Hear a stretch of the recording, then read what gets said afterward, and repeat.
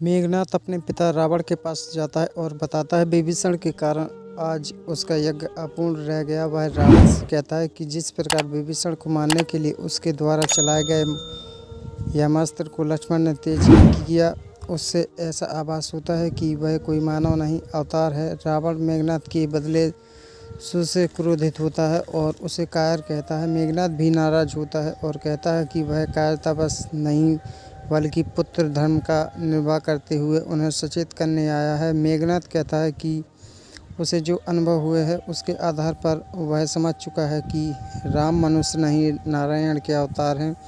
वह पिता से सीता को लौटाने राम की शरण में जाने को कहता है। मेघनाथ बताता है कि उसके द्वारा चलाए गए ब्रह्मास्त्र पशुपात और नारायण अस्त्र विफल रहने के कारण वह समझ चुका है कि राम व लक्ष्मण अवतारी पुरुष हैं। रावण मेघनाथ की बातों से क्रोधित होता है और उस युद्ध से हट जाने को कहता है। इस पर मेघनाथ कहता है कि पिता से विमुख पुत्र का तो भगवान भी आदर नहीं करते। वह युद्ध भूमि में जाकर वीर की भांति भगवान राम के हाथों मरना चाहेगा।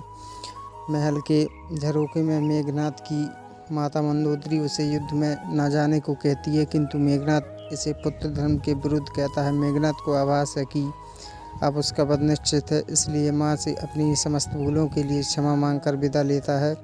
सुलोचना अपने पति को नैनों से बिना नीर बहाए एक वीर पत्नी की भांति विदा करती है। मेघनाथ उसकी गणना संसार की श्रेष्ठ स्त्रियों में होने का आशीर्वाद देता है। मेघनाथ अट्टहास करता हुआ पुनः लक्ष्मण के समक्ष पहुंच युद्ध आरंभ करता है।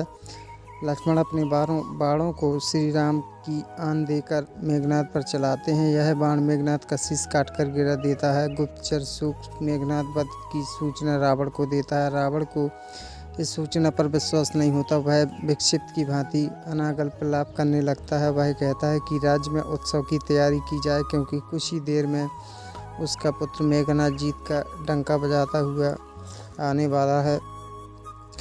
नाना मालवान किसी प्रकार रावण को साझा पाता है कि मेघनाथ की मृत्यु हो चुकी है। मालवान कहता है कि मेघनाथ को काल ने नहीं रावण के अहंकार ने मारा है। तभी मंदोदरी बहाकर कहती है कि रावण को उत्साह मनाना चाहिए, किंतु मृत्यु का उत्साह उधर सुग्रीव मेघनाथ का शव लेकर राम के समक्ष पहुँचते हैं। राम भी आते हैं, राम के चरण स्पर्श करते हैं। राम लक्ष्मण के घाव देखते हैं, किंतु भाई की वीरता पर मोहित होते हैं।